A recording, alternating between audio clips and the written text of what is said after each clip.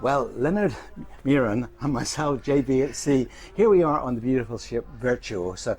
Now, Leonard is known to many of you as the king of the blog. Today, I'm going to turn the sort of interview on him so that we can find out more about the man behind the camera and the man who brings cruising alive to so many of us. So clearly you are the king of the cruise blog. I'm not, and I will tell you why. Thank you very much. It's a lovely compliment. It's not because it's not my job. I do love to experience cruises from different aspects, different cruise line, and I like to share this experience. I'm doing that for passion. It's not like a proper job. But thank you. It's one of the best compliments that I ever got.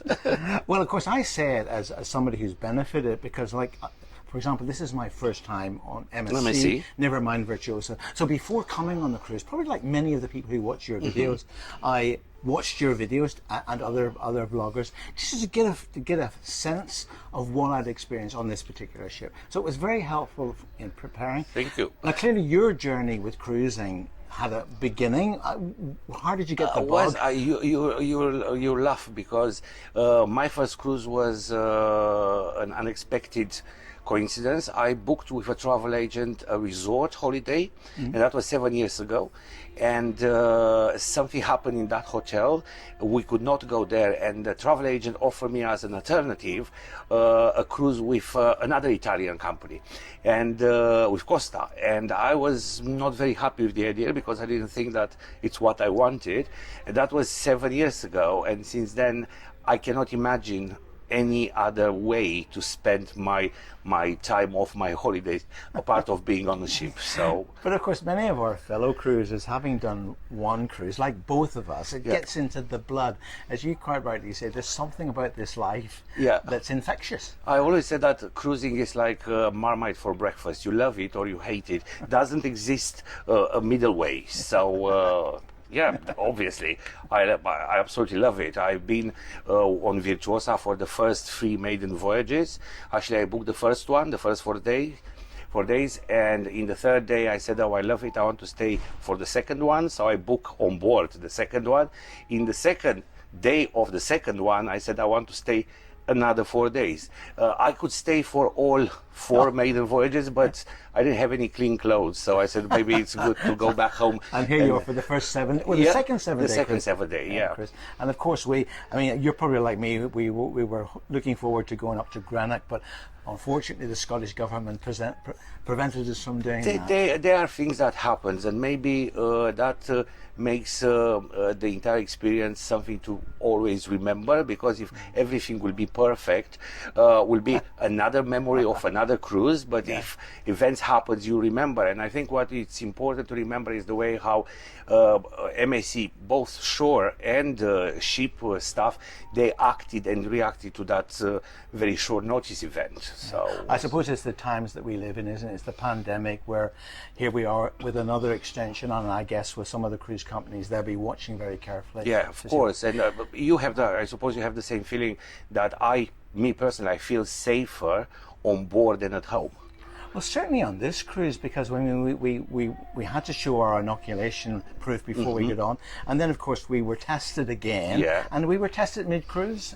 So we're safe. We are, definitely we are, and everybody's very careful. They're very respectful, wearing the mask, respecting social distancing, taking care of their own hygiene, their own protection, but protecting at the same time the other. So I think that's brilliant. So let's talk a wee bit about blogging. I mean, obviously you started as a punter, like most of us on a cruise.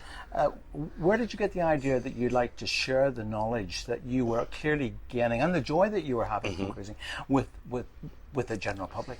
Was because my main job, I'm a journalist. I've been doing television for Romanian national television since 1991. So I was doing short reports, sending back home. I never done up to this cruise, live broadcast from the ship. And somebody came with the idea, why you don't try that? So I started with a blog first, sharing not only experience on cruises, but hotels, restaurants, travel, airlines.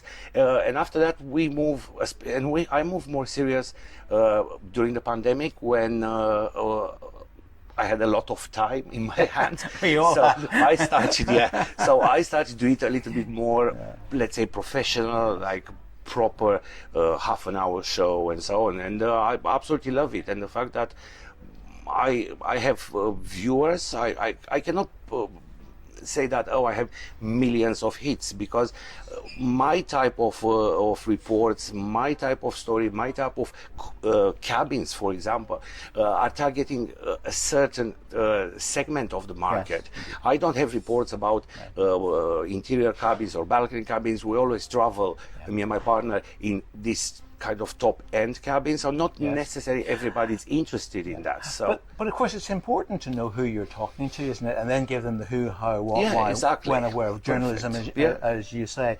I mean, I upgraded on this cruise because not having ever travelled on MSC before, I had no idea how the system worked. So I booked.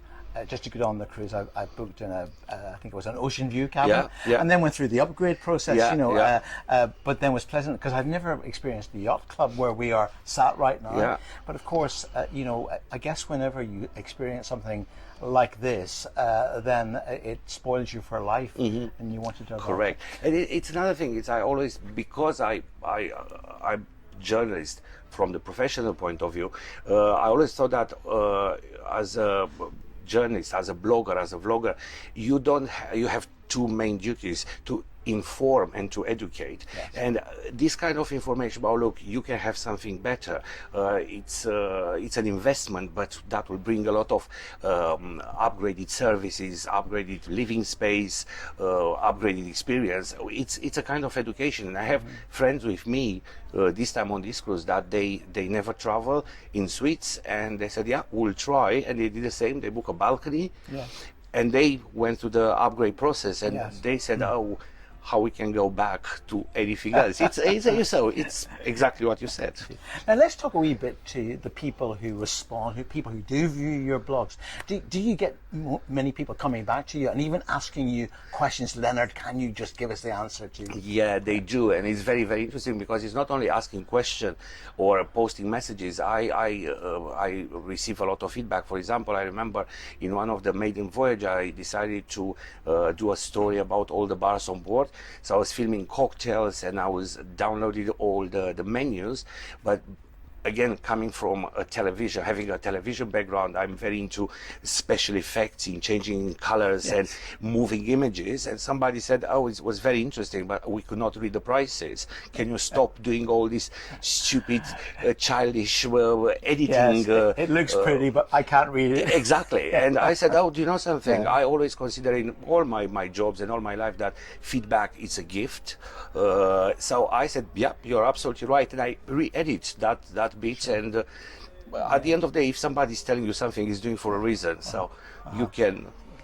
But clearly, I mean, cruising is getting ever more popular, and I guess that the people need to know how to book a cruise. So let's talk a little bit about the person who's never experienced a cruise, but maybe they're thinking, maybe should I? And particularly coming out of the pandemic, what major tips would you say to somebody first time cruising?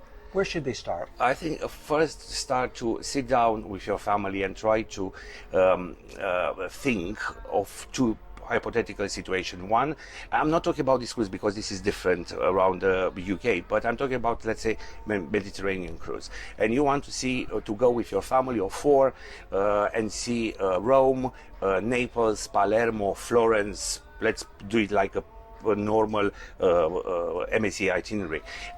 And you have to start thinking how much will cost you the train tickets or the flights, hotels in every city, spending the night, the free, maybe more meals a day, the drinks, the transfer from one point to another. So it's what you want and what your budget is. Exactly, and that's quite high. But if you do a cruise, everything is provided for you. You visit today Rome, you go to bed. After you have a cocktail or more, you go to bed, and the next day you are in Naples. So that's amazing. After that, if you decide that the cruise is what you want, I will start first to look at how experienced are you being on the sea. Because I will never advise, and I didn't start with a transatlantic, because that can be an experience, not necessarily pleasant. So I will do a short cruise, maybe 3-4 days cruise, somewhere not very far from the coast. Therefore, my favorites are the Mediterranean cruise, because you are sailing over only nighttime. You have maybe 1, maybe maximum 2 sea days. And after that, I will choose the destination, especially if you are a first cruiser, because as I said, that will give you the possibility to see different places in a single week. When you gain experience, I will start looking for the ship as a destination, because if you have kids, the kids club on board are excellent, and you can do some research to see which cruise line offer you what you want for your children. If you want to do an adult cruise, again, there are different types, but literally. So I will go in that direction. I will never jump to a cruise because I will never make a choice in 1 second. I will always research. Yes. I will always research with different travel agents. I will always research different websites. Yeah. And of course, that's part of the fun, isn't it? Yeah. I suppose it's part of the fun of any holiday, the planning of it, the looking forward to it. Exactly. And particularly, of course, now we're coming out of this terrible pandemic, but that's part of the fun. But clearly, decide what you want, what you can afford, the sort of price bracket, exactly. Whether or not there's activities for the kids. Yeah. And I guess at the other end of the scale, is it good for elderly people? Yeah, and exactly. And so much all and that. For example, another step will be very important. It's because I used to work for airlines for many years, and I'm quite confident in finding my let's say best value for money air travel. But some of my friends, they are not so confident in doing that, and therefore when a cruise line or a travel agent offer you a full package, flights, transfers, maybe hotels at the beginning, at the end of the cruise, that's a big advantage. And what is very important, I think, especially last year, we realized how important is that is the insurance. I have a very good insurance, and initially I went for the medium price, but I realized that especially, as I said, last year and even now, go for the top. Something, doesn't matter how much you pay, in case of something so will you know happen. It covers all eventualities. Yeah, exactly. So it's better economy, basically. Exactly. It's okay, maybe everything will be perfect and you'll have the feeling that you lost the money, but I will give you an example. I've been sailing a couple of times in Arabian Gulf, and it's an island, a private island that MSC, for example, use Sirbanias. When it's windy, it's very difficult to do the tendering, and you don't stop there, you lose the port. I have an insurance that for each lost port, I get £100 back. Okay, I pay the insurance initially, and Indeed, it's the same with Greenock. So things can happen, and sometimes it's a good idea to invest a little bit. Well, there's such a thing gain. as false economy, isn't there? So Correct. you can get the cheapest, but the cheapest can cost you more. Exactly. You know, in the long run. That's a very good point. Let's talk about, and we've talked about the ordinary punters who benefit very much, but clearly you're not doing the cruise companies a bad job either, actually, because they're, to have you on their ship, to have you reviewing their ships, and you've done, 43 cruises? 43 cruises only with MSC, With MSC, and then many more cruises done, with other cruise lines. So how do the cruise companies react to you? Because I know that sometimes you're not always saying this is a wonderful cruise. You're being a critical journalist, but critical in the right way. Yeah, that's why let's say I'm not part of the cruise vloggers or blogger circle, because I prefer to pay full price for my cruise, to be in the position to say well done if it's good, or you need to improve that or that, and give them feedback. So that gives me the freedom of expression, but and at the same time, the cruise line, some of them, they are very open. Like, for example, I never had problem with MSC. I asked them all the time, can I do this? Can I do that? Yes. And they were very open, and they realized the importance of this type of PR. Okay. There are other cruise line, and can I name them, that they are not so? Cunard, for example, they are very rigid, and when you are on a cruise and say, I would like to film, I don't know, a lounge, or I would like to film a service in a certain bar, they need so many approvals. So by the time when you get everything, it's already disembarkation day. Of course.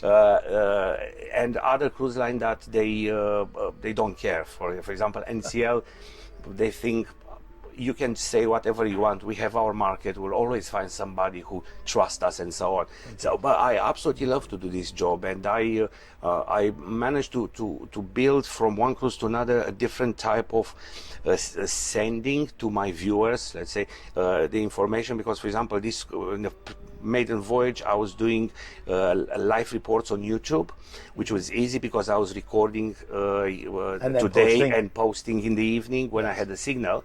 On this cruise, I was very happy when 2 different channels, TV channels in Romania, private channels, they agreed to do a live half an hour live. So I had 4 days, half an hour live. Once I've done it in a Galleria, I've been on the sun deck by the main pool, and yesterday, for the first time, somebody saw live Rob, the bartender, doing a cocktail, and that was something. So and now I'm planning with MSC.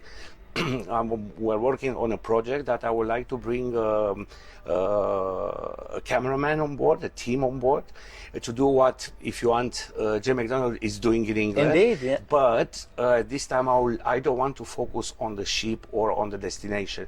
Yeah. I think it's a very important segment that it's always forgotten, if you want, and that's the crew. Yeah. MSC can have beautiful ships, yeah. but look how amazing this crew is. They are the real stars, if you want.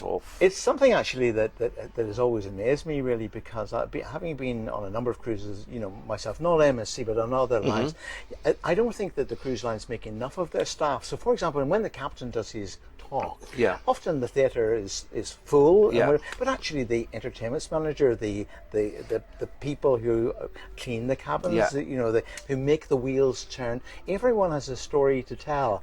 And I guess that more of those stories should be told and shared. Because at the end of the day, it's not easy to be away from your family for 6 months or 12 months in some cases. So without this absolutely fabulous professionals, the cruise line will not exist. MSC Virtuosa, has a beautiful design. It's an amazing ship, but will be a ghost ship without this fabulous people on board. Talking about it being a ghost ship, Leonard and I are sailing on a cruise which has 1,000 passengers. We're talking about a ship which will hold 6,300 passengers, and of course, like many other vessels and cruise lines have been hit by the pandemic, but at least for now, the British government are allowing 1,000 passengers on board. So it's been quite a unique experience for those passengers on these, both the inaugural, all of the inaugural sailings. You know, it's very weird, and I really wish, and I don't know how to persuade you to try one of the MSC cruises when all these restrictions are lifted, because MSC is famous for its parties. You know, you saw in the daily program that you have a space party, for example. Tonight you had the white party. Imagine the entire Galleria full of people, doesn't matter the age, dancing. And the animation team is fantastic, and the special effect is fantastic. This time was weird. They were on their little podium doing a very quiet dance, wearing a mask. It's in this. I don't think that I don't have the feeling that it's a ghost ship. Of course, on the other hand, is the advantage in this space created for 6,300 people. We are just 1,000. That's a big advantage because you find a sunbed, you find a corner where to have a quiet chat and so on. Well, many people like that quiet corner, don't they? Yeah, of course. Now, of course, we are on the the latest addition to the MSC family, the MSC Virtuosa. And let's talk a little bit about this vessel. It seems to me that the technology and so on that is used throughout the ship, whether it be Rob the robot will make you a drink, and you just select whether you want an alcoholic drink or a non-alcoholic drink, and Rob does the rest with all the modern technology. Yeah. But it's not just Rob the robot, it's the lifts and so on. The technology has taken the bracelets that we are all wearing, and they are fantastic. So they can track us with this. Yeah. So, I mean, as a prolific cruiser, what appeals to you about Virtuosa? I think everything. Well, first of all, I will tell you something behind the scene. MSC, and I think every cruise line has the same policy, if you want. They have their golden team to open all the new ships. Are people of a huge experience, very flexible, very adaptable, very focused on how the product's supposed to be. And one of the things that I enjoy coming on Virtuosa is that I met all my friends from the butler over to the years. exactly Rosalia, the yacht club director, the hotel manager, and everybody. That's one of the things that I'm quite happy when it's a new ship, so I know that I will see them again all the time in the same place. I think the ship is beautiful. I do like classical music. For me to have a ship each deck with the name of a famous composer, and the space, all the spaces are beautiful, decorated. Another behind the scene information that maybe is very interesting for your viewers is the fact that MSC is a family business. It's Aponte family that they own this business, and the lady of the family, she gets literally involved in everything, choosing the statue, changing the carpet if she doesn't like the color, how she match everything. So there's love and it's a lot of goes into every part of the and ship. You can feel that on the ship. And that's another thing that I really like about Virtuosa. It's that the space, the colors, how the artificial light mixed with the natural light, and it's amazing. The rest, I am not a big fan of a Maravilla class or Maravilla Plus, how Virtuosa is. I'm a bigger fan of Seaview class, and I do wish you to go and have a cruise on that one. They will launch the new one, the Seashore. No, it's Seashore. They will launch it this year in August. Okay. So they are a completely different concept because they are designated for sunny destination, Caribbean and so on. It's more outdoor space. It's a different feeling. With MSC Europa, I'm a little bit. The jury's out on that one for you. You know, it's a little bit too big, and I'm thinking. How big is it? Oh, I think it's around 7,000. I'm not so sure. When does it come online? I understood that it's 2021, 2022. Sorry, so next year. So I don't know. Maybe I'm wrong, and maybe that will be a beautiful ship.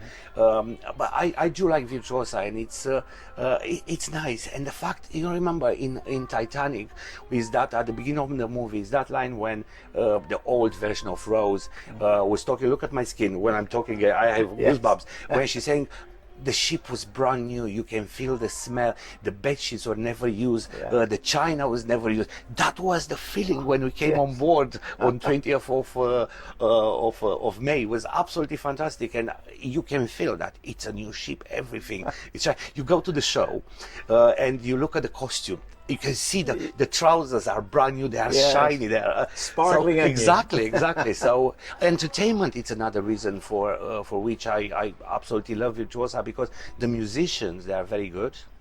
The shows, maybe it's not at the level of Royal Caribbean, but the production is beautiful. It's very modern. It's very, and don't forget that MSC, it's a company. If you sail again in a normal condition, it's a mixture of nationalities. You have French, Italian, German, Spanish, English, Nordic countries passengers, and you need to find a show where you don't need words. You need the lights, the music, the choreography, because it's difficult. You cannot do a stand-up comedy on these ships, and I love that. And and I think it's an absolutely beautiful ship, and I'm in love with the ship. Therefore, I was trying yesterday so hard to book the next week to stay on board, but because of the current situation, they are fully booked. So it's so you'll have to have a short break. But there again, Leonard, you can plan your next television broadcast. Yeah. And I think your idea of actually doing more, interviewing the people behind MSC's success, and indeed not just MSC, but all of the cruise lines, because it's the people that make the wheels turn, that make the experience. Absolutely right. Because everywhere, with all the cruise line that I've been sailing with, if I remember something, it's the crew. It's exactly like flying. After 2 years, you'll never remember which movie you watch in your flight from A to B. You'll never remember the food, but you'll remember the service that you receive. Absolutely. So I absolutely like that, and you can feel this on board. Well, Leonard, for people who want to follow your channel and some of these new developments coming out, you're going to be on and off ships going forward. Fingers crossed. Just remind us of that channel. It's Leonard, like Leonardo da Vinci, no DiCaprio, without an O at the end. So Leonard Miron, M-I-R-O-N. 1969 is my year of birth. That's on YouTube. The same on Instagram, the same on Facebook. So it's very, very easy, and I'm happy. And I will go back home, and I still have a lot of videos that I didn't use and photo that I didn't use it yet. So I will carry on doing those Virtuosa syndrome, if you want, for another 2 weeks for sure. Leonard, thank you so much. And don't forget that if you're considering maybe doing your first cruise, whether that be on the MSC Virtuosa or one of the other MSC ships, or indeed any of the other lines, then remember that you don't have to be working it all out on your own, because people like Leonard and many of like you. Well, I'm more a radio person actually. This is my first time of using video, but clearly, however you experience cruising, you will enjoy it. Just enjoy so much putting it all together and the planning, as indeed you do the cruise itself. So Leonard and I wish you well and happy cruising. Happy cruising.